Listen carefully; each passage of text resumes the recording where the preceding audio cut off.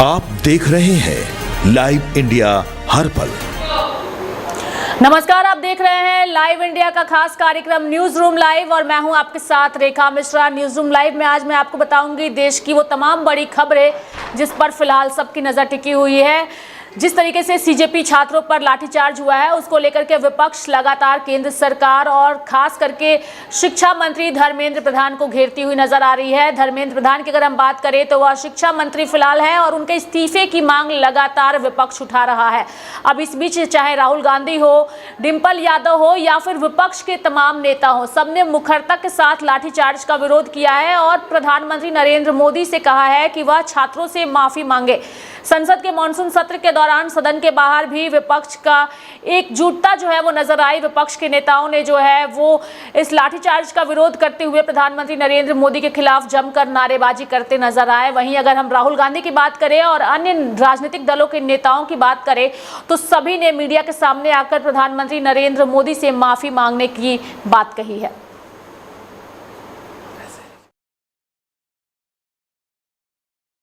Speaker के पास गए हम एंड हमने कहा कि देखिए हम स्टूडेंट इशू पे डिस्कस करना चाहते हैं और स्पीकर ने हमें कहा कि डिस्कशन के लिए उन्हें सरकार से पूछना है। मतलब आप समझिए, speaker is telling us that to debate in parliament he has to take permission from the government. He is openly telling us that. ठीक है, देखिए इशू स्टूडेंट्स की है, यूथ के फ्यूचर की है और ये जो किया जा रहा है, लोगों को मारा जा रहा है, पीटा जा रहा है, this is completely un Indian. Modi ji has not even apologized for what has happened yesterday. Now, ये जो युवा हैं, ये एजुकेशन सिस्टम के बारे में, टेस्टिंग सिस्टम के बारे में प्रोटेस्ट कर रहे हैं। पूरा देश जानता है कि education system, testing system is broken. It has ceased to exist. Testing system has been hollowed out by termites. That is all they're saying. Nothing wrong with it. We've been saying it. I've been doing presentation after presentation about this. Why is the Prime Minister silent? What is the reason? He should apologize to the students and he should stop this nonsense of police people thrashing students. This is completely wrong. अगर कोई बीमार होता है तो उसका इलाज कराया जाता है, तो कहीं ना कहीं बच्चे ये बताने आए थे संसद भवन तक, उनका मार्च इसीलिए था कि वो सरकार को बताना चाहते थे कि आपका सिस्टम एक तरीके से बीमार पड़ गया है, काम नहीं कर रहा है ढंग से, उनके हितों के बारे में नहीं सोच रहा है। और वही उन मासूम बच्चों को इतनी लाठियां खानी पड़ी, इतने डंडे खाने पड़े और जो अत्याचार उनके साथ हुआ, बेटियों के कपड़े फाड़े गए, इलेक्ट्रिक शॉक दिए गए, सीधे आप उनके लोअर बॉडी में प्रहार करने से जो कानून कहता है कि आपको पैरों पे मारना चाहिए, अगर मारना ही अगर कोई उग्र हो रहा है, लेकिन आपने उनकी छाती में डंडे मारे, उनके सर फोड़ दिए। तो मैं समझती हूँ इतनी निर्मम सरकार है ये और इनके इतना बच्चों ने आंसू बहाए हैं। हम पूरा सोशल मीडिया आज बच्चों के आंसुओं से भरा हुआ है और इनके बच्चों के मोती जैसे जो आंसू हैं उस पे भी सरकार रहम नहीं कर रही है। अभी भी अपने अहंकार के तले ये लोग रिफॉर्म्स नहीं कर रहे हैं एजुकेशन सिस्टम में, ये एजुकेशन मिनिस्ट्री को नहीं हटा रहे हैं। तो मैं तो केवल इतना ही कहना चाहूंगी, जब इतना बड़ा आंदोलन हो गया, जो इतने बच्चों ने किया, युवाओं ने किया, सब लोग इसमें शरीक हुए, तभी भी इस सरकार का जब दिल नहीं पगला है तो हमें इनसे कोई इस अहंकारी सरकार से उम्मीद नहीं करनी चाहिए और बस मन में बिठाना चाहिए, वोट के माध्यम से हमको हराना है। एक यही हमारे पास एक हथियार है जिनको हरा के इनको यहाँ से हटाने का कार्य करना। बहुत बड़ा मुद्दा है, सबसे बड़ा मुद्दा तो देश के तमाम छात्र, नौजवान, बेरोजगार जो है, पेपर लीक को मामले को लेकर लाखों के लोग आए थे और उनकी कोई बात सुनी नहीं गई। सुनने के बावजूद जो है उनके ऊपर लाठीचार्ज हुआ, उनका पैर तोड़ा गया उनके सिर से खून बहाया गया। ये और सबसे बड़ा मुद्दा है वो है मर्यादा पुरुषोत्तम राम की धरती अयोध्या, यहाँ पर चढ़ावा चोरी और चंदा चोरी, जिससे देश के करोड़ों करोड़ों लोगों की धार्मिक भावनाओं पर डाका पड़ा है, आहत हुए हैं। ये बड़ा मुद्दा है और इस मुद्दे का राष्ट्रीय मुद्दा है। ये इस पर चर्चा और जो जिम्मेदार लोग हैं, जो कस्टोडियन हैं, उनको सरकार बचाने का काम कर रही। ये तो और हम सौभाग्यशाली हैं कि मेरा तो लोग 6.25 जनपद मर्यादा पुरुषोत्तम अयोध्या का है। वहाँ के देवतुल जनता ने, देवतुल मतदाताओं ने हमें सांसद बनाया है और ये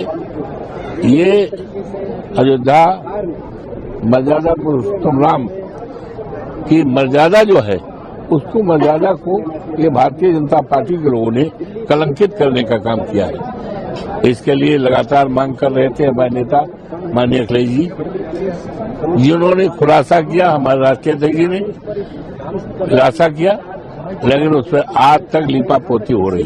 माननीय सुप्रीम कोर्ट ने संज्ञान लिया है। मुझे उम्मीद है कि जो चंदा चोर है, चढ़ाव चोर है, बचने नहीं पाएंगे। देखिए, हमारी मांग है धर्मेंद्र प्रधान जी इस्तीफा दें और शिक्षा प्रणाली, परीक्षा प्रणाली पे व्यापक चर्चा हो और व्यवस्था परिवर्तन किया जाए। देश की युवाओं की ये मांग है और विपक्ष की भी ये मांग है। जिस तरीके से कल बर्बरतापूर्वक रूप में दिल्ली पुलिस ने युवाओं की आवाज को कुचलने का प्रयास किया, उसको देश स्वीकार नहीं करेगा। मैं पूछना चाहता हूं दिल्ली पुलिस कमिश्नर से, किसने लाठियां, आंसू गैस के गोले और यहां तक कि सिविल ड्रेस में पुलिस कर्मियों को लाठियों के हाथ में लेकर इन बच्चों पे लाठियां चलाने की परमिशन दी? सिविल ड्रेस में किसी को लाठी चलाने की परमिशन नहीं दी जा सकती वैध रूप से। वो परमिशन किसने दी? ये तो कभी देखा नहीं गया। लाठियों के बल पे युवाओं की आवाज नहीं दबाई जा सकती। देश की संसद में जब सड़क पे इस तरह की चिंगारी हो तो देश की संसद में भी आवाज पहुंचेगी। प्रधानमंत्री ने कहा वो युवाओं के साथ हैं। राहुल गांधी ने कहा जो most anti youth prime minister in history like. आपने देखा कल नजारा, कितना युवाओं के साथ थे, उसका नजारा कल दिल्ली की सड़कों पे दिख गया। मोदी सरकार द्वारा निहत्थे बच्चों के ऊपर बर्बरता से हमला करवाया गया था। उसमें कई बच्चे घायल हुए, कई पुलिस वाले घायल हुए। उनमें से कई बच्चों को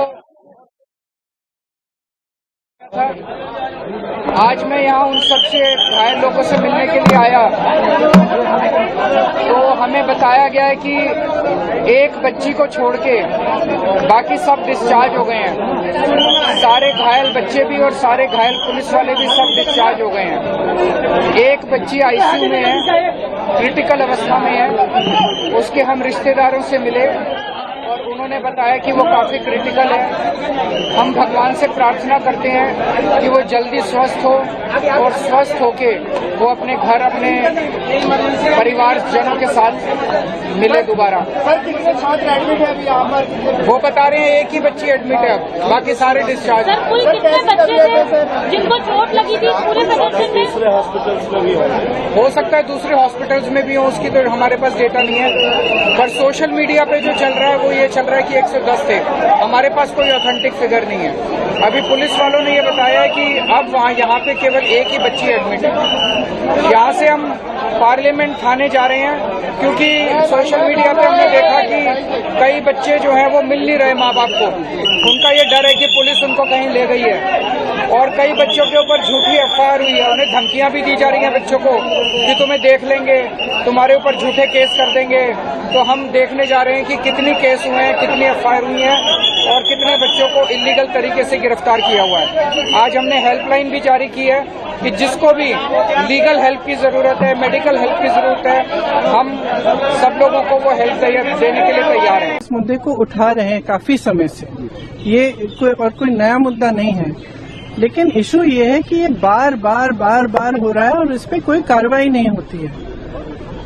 मुझे याद है जब मैं यूपी में काम कर रही थी तो जो पेपर लीक हो रहे थे वो एक दो जो एकदम जो नीचे वाले अधिकारी हैं उनको आपने अरेस्ट कर लिया या 2 दिनों के लिए रख लिया थाने में, उसके बाद बात वहीं पे रुक जाती है। किसी पर कार्रवाई नहीं हुई है, किसी पर कोई ठोस कार्रवाई नहीं हुई है। अब ये मुद्दा इतना ज्वलंत इसलिए है क्योंकि देश के युवा हैं ये, और ये समझ रहे हैं कि हमारे फ्यूचर, हमारे भविष्य के लिए क्या है।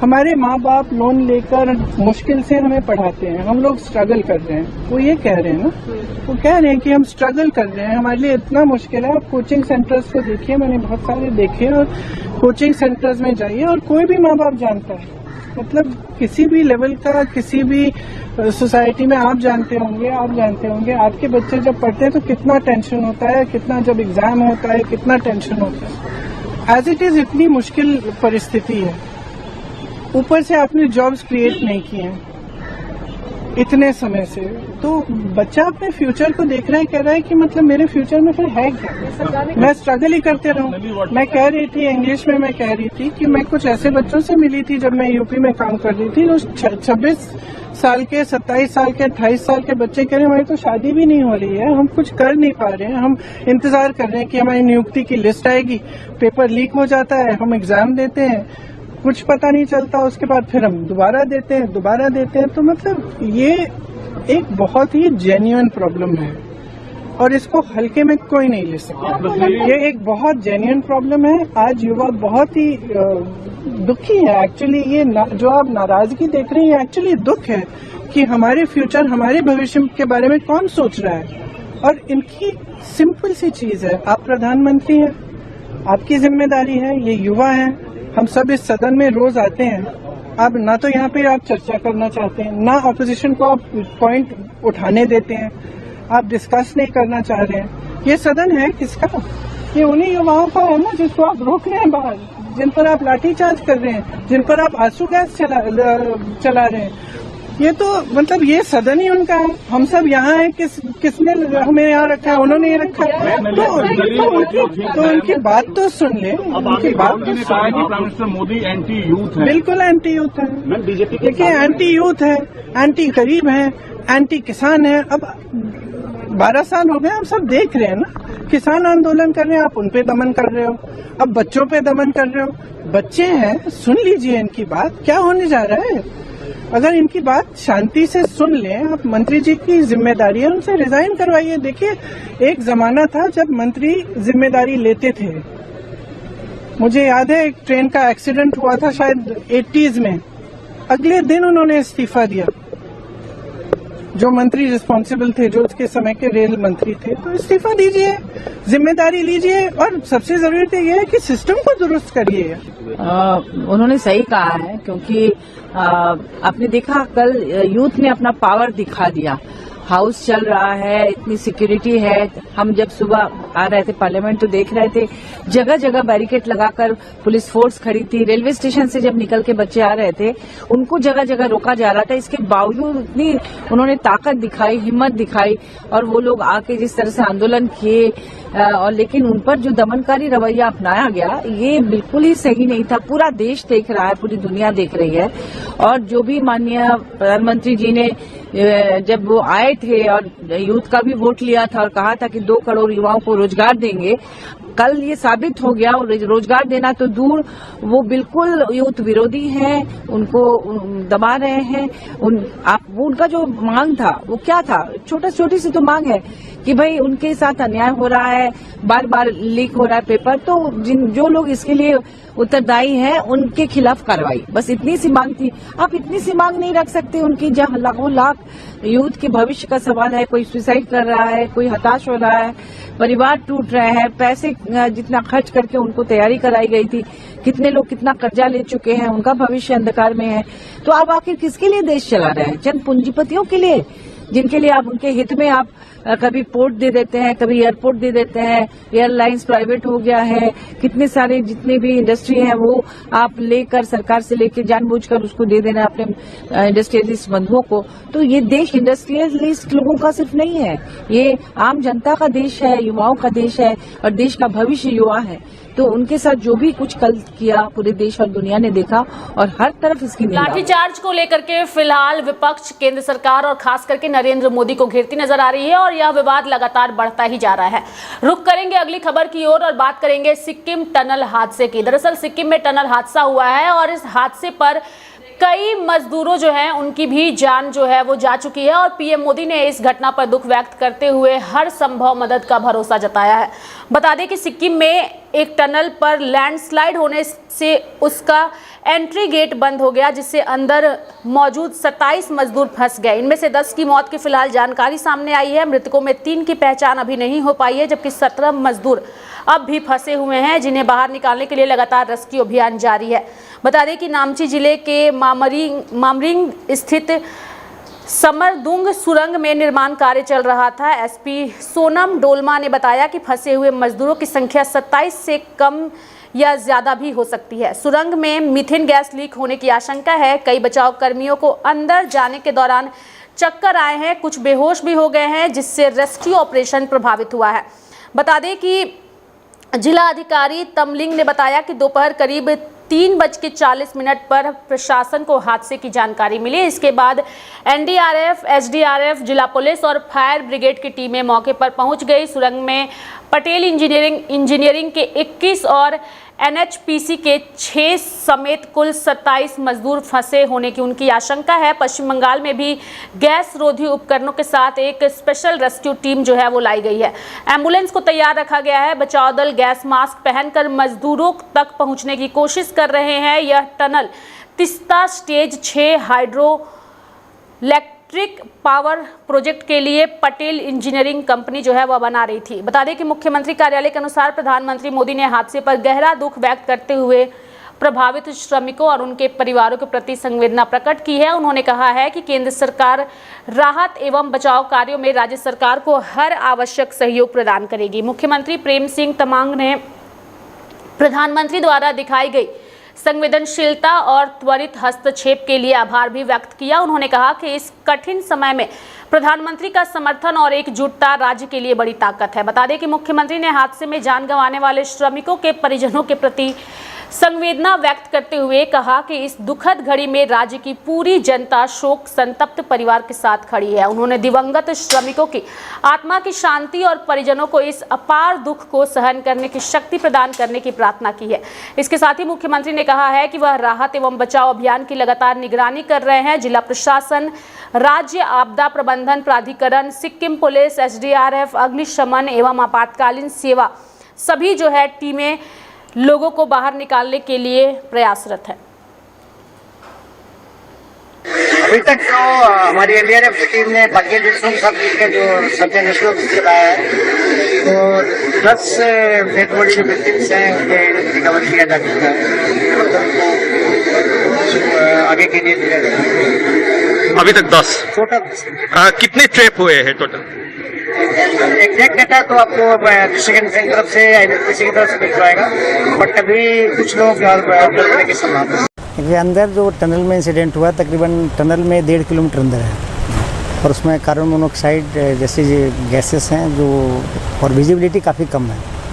तो हमारी टीम कल शाम 5 बजे से सर्च एंड रेस्क्यू ऑपरेशन कर रही है और अभी तक टोटल जो 10 विक्टिम की डेड बॉडी हमने निकाला है अंदर से, और सर्च ऑपरेशन अभी स्टिल कंटिन्यू है। और बाकी एजेंसियां जैसे डिस्ट्रिक्ट इंस्पेक्शन, पुलिस, फायर, ये लोग भी हमारे साथ लगे हुए हैं और उनका पूरा सहयोग है और सब साथ मिलकर ऑपरेशन अभी कर रहे हैं। सर, जो गैस लीकेज की बात बता रहे थे, तो मतलब आप लोगों के पास कुछ डेटा है कि मतलब कोई कौन सा वाला गैस हो सकता है अंदर में? देखिए, जो सस्पेक्टेड है, कंफर्म नहीं है, दैट इज मीथेन गैस का चांस रहता है पहाड़ों में, जो कि फॉसिल फ्यूल से बनता है। लेकिन जो भी गैस डिटेक्ट हो रहा है दैट इज कार्बन मोनोऑक्साइड। तो अभी अंदर कितने आदमी फंसे होने का थोड़ा आप लोग डेटा होगा तो? एग्जैक्ट डेटा तो डिस्ट्रिक्ट इंस्पेक्शन से आपको मिलेगा कितने लोग फंसे हैं, बट कुछ लोग अभी स्टिल होने की संभावना है उसमें। और कितना टाइम लग सकता है, क्योंकि आप लोग अंदर जाके भी आए हैं तो? एग्जैक्ट टाइम तो नहीं बता सकते, बट ऑपरेशन अभी आज कंटिन्यू चलेगा। जब तक भी कोई विक्टिम होने की चांस है तो हमारा ऑपरेशन कंटिन्यू रहेगा और काम चलता रहेगा। अभी तक तो हमारी एनडीआरएफ की टीम ने बाकी सब के जो सर्च एंड रेस्क्यू चलाया है, तो 10 डेड बॉडी जो विक्टिम्स हैं उनके रिकवर किया जा चुका है। आगे के लिए दिया जाएगा। अभी तक 10 टोटल। कितने ट्रैप हुए हैं टोटल? एग्जैक्ट डेटा तो आपको डिस्ट्रिक्ट की तरफ से या किसी की तरफ से मिल पाएगा, बट अभी कुछ लोग करने की संभावना। ये अंदर जो टनल में इंसिडेंट हुआ, तकरीबन टनल में 1.5 किलोमीटर अंदर है और उसमें कार्बन मोनोऑक्साइड जैसे गैसेस हैं जो, और विजिबिलिटी काफ़ी कम है। बढ़ेंगे आगे, बात करेंगे बिहार विधानसभा के मानसून सत्र का, जिसका आज दूसरा दिन है। और दूसरा दिन जैसे ही सदन शुरू हुआ, विपक्ष ने राज्य सरकार को घेरा। कई सारे मुद्दों को लेकर के विपक्ष ने आवाज भी उठाया। वहीं सदन की कार्यवाही इस दौरान स्थगित भी की गई। लेकिन फिलहाल विपक्ष जो है वो बिहार सरकार पर कई तरह के गंभीर आरोप लगाते हुए सरकार को सदन के अंदर और सदन के बाहर घेरता हुआ नजर आया।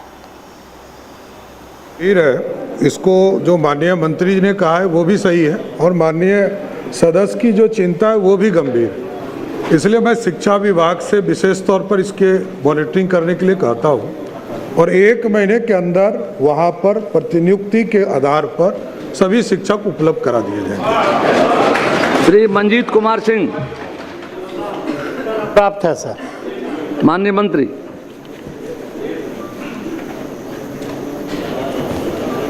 अध्यक्ष महोदय, उत्तर तो अपलोड कर दिया गया है, हो सकता है माननीय सदस्य को नहीं मिला हो।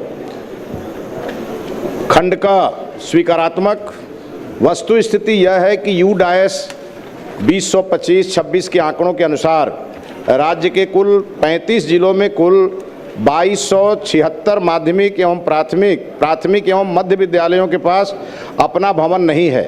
खंड का आंशिक स्वीकारात्मक वस्तु स्थिति यह है कि यूडायस 2025-26 के आंकड़ों के अनुसार उच्चतर माध्यमिक +2 विद्यालयों की संख्या 9297 है, जिसमें से 34 जिलों के 720 विद्यालयों के पास अपना भवन नहीं है।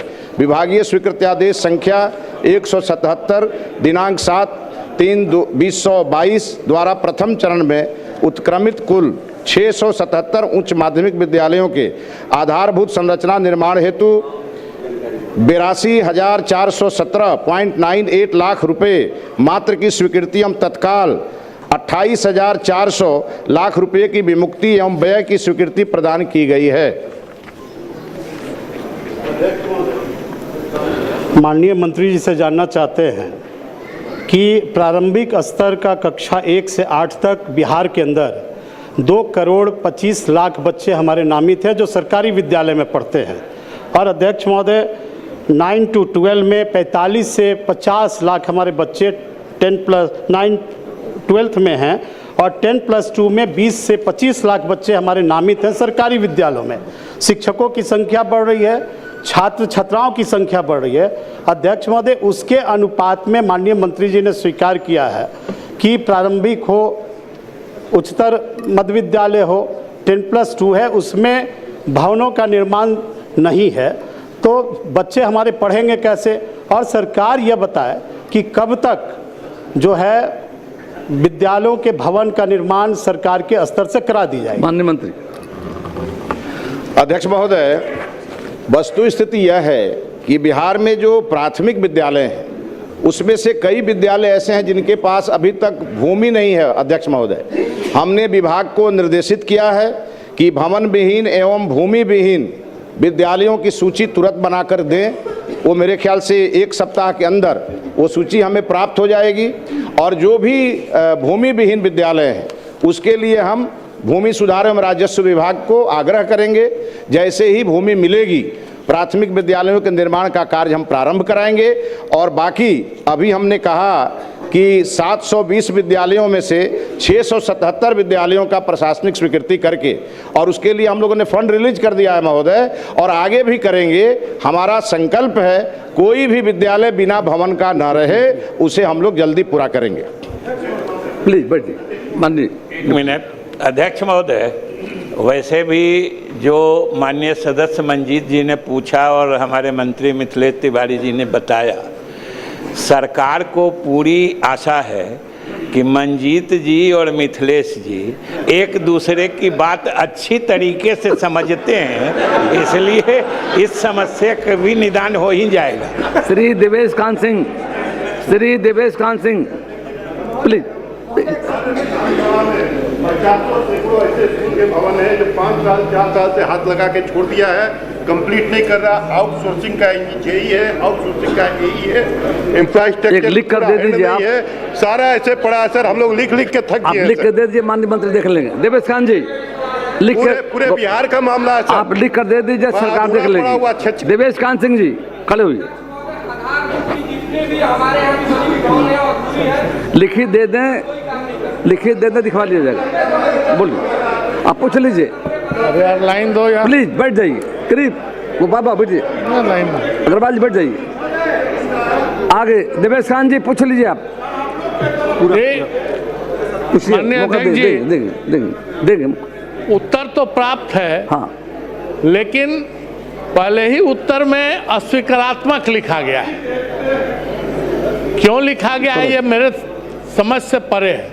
हमको लगता है कि विभाग में टंकनीय भूल में हमारे प्रश्न में 5.5 लाख है और जवाब में 50 लाख लिख के उसको टंकनीय भूल है, इसलिए अस्वीकारात्मक। तो ये सुधार होना चाहिए उनके स्तर से, उसको सुधार करके उसका पुनः जवाब दिया जाए। दूसरा, उन्होंने दूसरे खंड में भी अस्वीकारात्मक लिख दिया है और मेरा कहना है कि जब आप कह रहे हैं कि इसमें ट्रेनिंग दी जा रही है, तो क्या जिनको ट्रेंड किया गया है उनके अनुसार, उनकी योग्यता के अनुकूल उनके रोजगार की व्यवस्था की जा रही है कि नहीं? माननीय मंत्री महोदय, खंड को अस्वीकारात्मक इसलिए लिखा गया है महोदय कि इनका कहना है कि 5.5 लाख, मेरा कहना है कि नहीं, 8.5 लाख लोग 2011 के जनगणना के हिसाब से राज्य से बाहर, इसलिए 50 लाख अगर मिसप्रिंट है तो उसको आप 5.5 लाख भी पढ़ें तब भी ये अस्वीकारात्मक या आंशिक स्वीकारात्मक कह सकते हैं, क्योंकि आपसे मेरा डाटा अधिक है, ये मैं मानता हूँ महोदय। और दूसरे खंड में इन्हें अस्वीकारात्मक कहा गया है और वस्तुस्थिति यह है कि बिहार राज्य के अंतर्गत विभिन्न रोजगार उन्मुख योजनाओं के माध्यम से फैशन और सिलाई के अंतर्गत 286 केंद्र के माध्यम से 31,906 प्रशिक्षार्थी, ऑटोमोबाइल के अंतर्गत और 16 केंद्र के माध्यम से 1596 प्रशिक्षार्थी, इलेक्ट्रिकल और इलेक्ट्रॉनिक्स के अंतर्गत 123 केंद्र के माध्यम से 15,579 प्रशिक्षार्थी, हेल्थ केयर के अंतर्गत 189 केंद्रों के माध्यम से 21,843 प्रशिक्षार्थी, बढ़ई कोर्स हेतु 1 केंद्र के माध्यम से 150 प्रशिक्षार्थी और नाई हेतु 55 केंद्र के माध्यम से 4247 प्रशिक्षार्थी का नामांकन करते हुए प्रशिक्षण दिया गया है। खंड 3 में महोदय इनका है, उसका उत्तर है कि बिहार कौशल विकास मिशन के अंतर्गत बिहार राज्य के सभी जिलों के सभी प्रखंडों में प्रखंड कौशल विकास केंद्र स्थापित किए गए हैं, जिसमें बेहतर संचालन एवं रोजगार सृजन की संभावनाओं को और बृहद स्वरूप के उद्देश्य को दृष्टिगोचर रखते हुए इस योजना को लागू किया जाना प्रक्रियाधीन है। माननीय मंत्री, इसमें मेरा आग्रह, आपके द्वारा कहा जा रहा है कि सभी प्रखंडों में, मैं अपने विधानसभा का ही संज्ञान आपको करा दूं कि मेरे विधानसभा में 3 प्रखंड है, कहीं कोई प्रशिक्षण का कार्य नहीं चल रहा है। तो मैं माननीय मंत्री जी से आग्रह करूंगा कि जितना बड़ा विचार है मंत्री जी इसमें सक्षम है और मैं जो आपका जवाब है उससे संतुष्ट तीसरे खंड में हूँ भी, लेकिन मेरा एक आग्रह है कि यह जो हो रहा है वह थोड़ा और विस्तार हो। पूरे बिहार के लिए कर रहे हैं और आपके विधानसभा विशेष ध्यान रखा जाएगा। पूरे बिहार के लिए हो रहा है और आपके विधानसभा पर ध्यान दिया जाएगा। पूरे राज्य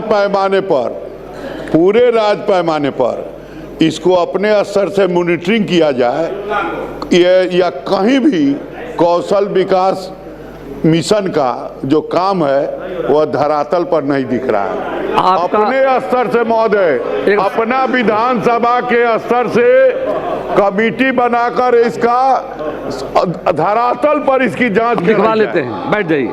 माननीय राजू तिवारी जी। महोदय, राजू तिवारी जी महोदय, हम इसको दिखवा भी लेते हैं और ये बेहतर बनाने की प्रक्रिया के लिए प्रक्रियाधीन है महोदय, इसलिए तत्काल माननीय सदस्य का कहना सही हो सकता है। अध्यक्ष महोदय, आधुनिक डिजिटल शिक्षा को बढ़ावा देने के लिए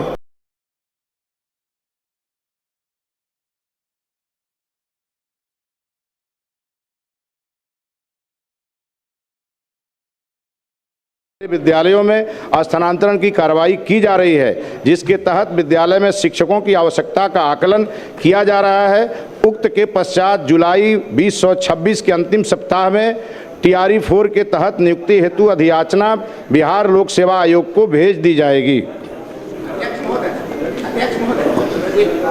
सप्लीमेंट्री है कि अब जो आकलन किया जा रहा है, एक तो आकलन का काम सरकार बहुत दिनों से कर रही है और लाखों अभ्यर्थियों को लग रहा है कि एक परीक्षा दिया, एंट्रेंस टेस्ट दिया, उसके बाद B.Ed किया, D.LED किया 2 साल का, उसमें तो अब फिर और कई परीक्षे होते हैं, उसके बाद स्टेट किया, तब CTET किया, फिर टीचर फॉर्म भरेगा, अब PT होगा, फिर मेंस होगा, फिर उसके बाद मेरिट लिस्ट बनेगा। तो मेरा सरकार से आग्रह होगा कि पूर्व की भांति अब कई परीक्षा उन्होंने दे चुका है, स्टेट और CTET में वो ऑलरेडी PT का परीक्षा दे चुका है, तो अब एक परीक्षा पे उनका मेरिट लिस्ट बने, ये मेरा आग्रह होगा सरकार और मंत्री साहब से। और एक सर से एक आग्रह होगा,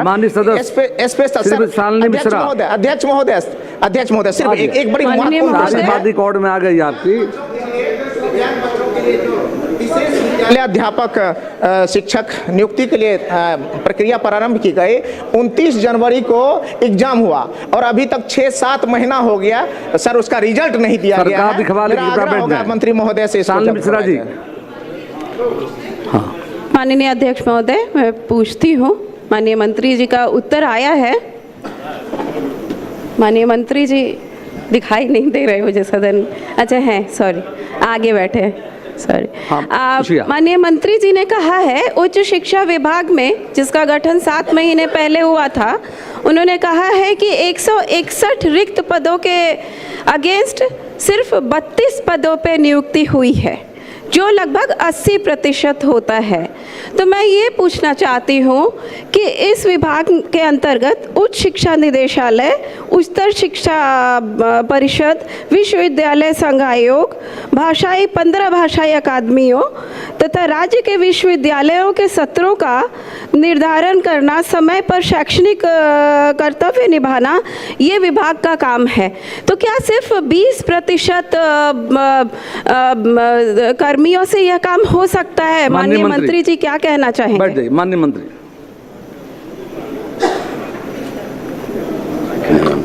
अध्यक्ष महोदय, माननीय सदस्य का प्रश्न यह है कि उच्च शिक्षा विभाग में 161 पद सृजित है और उसमें उसके विरुद्ध उनके अनुसार 24, लेकिन हमारे अनुसार 32 अधिकारी और कर्मी इसमें कार्यरत हैं। चूँकि सबको पता है अध्यक्ष महोदय कि निकट कुछ दिन पहले ही शिक्षा विभाग से विभाग अलग हुआ था, तो बाकी जो पदाधिकारी हैं, कर्मी हैं, उनकी कमी पूरा हो इसके लिए सामान्य प्रशासन विभाग से अनुरोध किया गया है महोदय, और मुझे लगता है ये कमी जल्दी पूरी कर ली जाएगी। श्री माननीय सदस्य श्री श्याम रजक जी, अस्वस्थ हो गया, पूछ लीजिए। एक मिनट, मैं ये जानना चाहती हूँ माननीय मंत्री जी से कि कब क्या क्या आपने रिक्वायरमेंट भेजे हैं। आपको धन्यवाद देते हुए कि आपने कॉलेज की स्थापना की है, जो शुरुआत हुई है डिग्री कॉलेजों की 211, बहुत धन्यवाद देती हूँ सरकार को और माननीय मंत्री जी को। लेकिन मैं साथ साथ यह भी जानना चाहूँगी कि इन कर्मियों की मांग कब कब हुई है और सरकार कब तक इसको पूरी करके कर्मियों को पदस्थापित करके सदन को सूचना देगी? सामान्य प्रशासन को भेजा गया है, तो वेट कीजिए। एक टाइमलाइन माननीय मंत्री जी, माननीय अध्यक्ष महोदय, बहुत इम्पोर्टेंट है सबों के बिहार के विकास के लिए। टाइमलाइन तो समान प्रशासन विभाग दे सकता है, हम तो अनुरोध ही कर सकते हैं। बिल्कुल। माननीय सदस्य श्याम रजक जी। अध्यक्ष महोदय, माननीय मंत्री जी ने जवाब भेजा है, लेकिन मैं उस जवाब से संतुष्ट इसलिए नहीं हूँ कि बाबा साहब भीमराव अंबेडकर आवासीय विद्यालय की जो निर्माण हुआ था, उस समय यही दृष्टि थी कि जो अर्थहीन बच्चे हैं उनको शिक्षा से जोड़ा जाए, लेकिन अभी तक 62% शिक्षक नहीं है। जब 62% शिक्षक नहीं है तो उन बच्चों के पढ़ाई का क्या होगा? और ये कह रहे हैं कि अधियाचना की जा रही है बीपीएससी को। अब यातना ही होती रहेगी तो बच्चे क्या करेंगे, कैसे पढ़ेंगे? कृपया बैठ जाइए। माननीय मंत्री। माननीय अध्यक्ष महोदय, वस्तुस्थिति यह है कि विभाग अंतर्गत संचालित डॉक्टर भीमराव अंबेडकर आवासीय विद्यालय विभिन्न कोटि के शिक्षकों के स्वीकृत पदों की संख्या 3456 है। विभाग अंतर्गत कुल स्वीकृत विद्यालयों की संख्या 96 है। वर्तमान में 91 विद्यालय संचालित है। साथ ही उच्च माध्यमिक के कुल।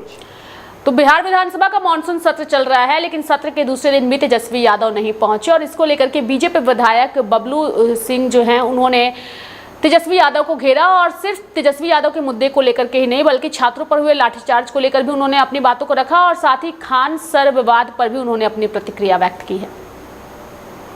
कर रहे हैं स्कूल के भगवा कलर को खान सर बोले विपक्ष है कहाँ? नेता प्रतिपक्ष विदेश घूम रहे हैं तो कौन सा विपक्ष है? और भगवा कलर से दर्द क्यों? हम तो भगवा कलर पहने हुए क्या कहीं खोल देंगे?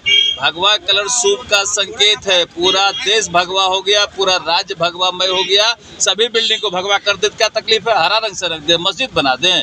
ये बिहार में नहीं होगा, यहाँ भगवा ही चलेगा। खान सर के बयान को कैसे देखते हैं? फ्रॉड है, लोगों को गाली दे रहा है। जनता स्टूडेंट देख रहे हैं कि किस तरह से वो गाली निकाल रहा है। पूरे अपने खानदान को गाली दे रहा है, सबको गाली बक रहा है, अपने बाप को जीजा कह रहा है एक तरह से। ये तो फ्रॉड है, इस पे कार्रवाई होगी। सर, सम्राट चौधरी का कल बहुत बड़ा ऑर्डर है कि कल कोई भी सोशल मीडिया पे गाली नहीं दे सकता। बहुत बड़ा काम हुआ है, ये पहले हो जाना चाहिए। कठोर कानून बने और सोशल मीडिया पर कोई जो पत्रकार बन जाता है, कोई गाली लिखता है, कोई सब लिखता है, इस पर कानूनी कार्रवाई हो, उसे जेल भेजना चाहिए। सर, अंतिम पत्रकारों को भी दोगला कह रहे हैं खान सर, बहुत गंदी गाली दे रहे हैं पत्रकारों को भी। पत्रकार को गाली दे रहे हैं, वो अपने बाप को गाली दे रहा है। तो बोल रहा है कि जो हमको नाम से पुकारेगा वो हमारा साला होगा। तो बचपन में तो बाप भी उसको नाम से पुकारता होगा, भाई भी नाम से पुकारता होगा, गुरुजी भी नाम से पुकारते होंगे, पूरा अधिकारी नाम से पुकारता होगा। तो एक तरह से सबको उसने गाली देने का काम किया। जो छात्र भी उसको नाम से पुकारता होगा, उस छात्र को भी गाली। तो सरकार तो आपकी आपने कार्रवाई क्यों नहीं करवाई? कार्रवाई होगी, मैं भी मांग करता हूँ कठोर कार्रवाई हो। आगे और बात करेंगे मल्लिकार्जुन खड़गे की, जो कि आज राज्यसभा में बेहद आक्रोशित नजर आए। उन्होंने लाठीचार्ज के मुद्दे को सदन के अंदर उठाया और जब उन्होंने मुद्दे को उठाया तो उस दौरान उनकी पार्टी के नेताओं की ओर से सदन के बाहर ये भी कहा गया है कि मल्लिकार्जुन खड़गे को सदन के अंदर बोलने का मौका नहीं दिया गया है। लेकिन जितना भी उन्होंने बोला सदन के अंदर, उस दौरान वह बेहद आक्रोशित नजर आए और सरकार पर उन्होंने हमला भी बोला। आज सर आपको मुझे 4 शब्द बोलने का मौका आपने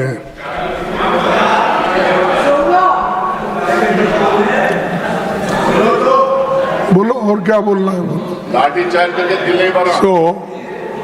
तो मौका आपने दिया कि कल एक बहुत दुर्दैवी घटना हो गई और वो दुर्दैवी घटना में हमारे जो स्टूडेंट्स पेपर लीक और नीट एग्जामिनेशन के बारे में जो आवाज उठा रहे हैं, उनके ऊपर लाठीचार्ज किए, टीयर गैस किए, उनको हॉस्पिटल में सुनना चाहिए। तो मेरे साथ फिलहाल अभी के लिए न्यूज रूम लाइव में इतना ही। आप देखते रहिए लाइव इंडिया हर पल। नमस्कार।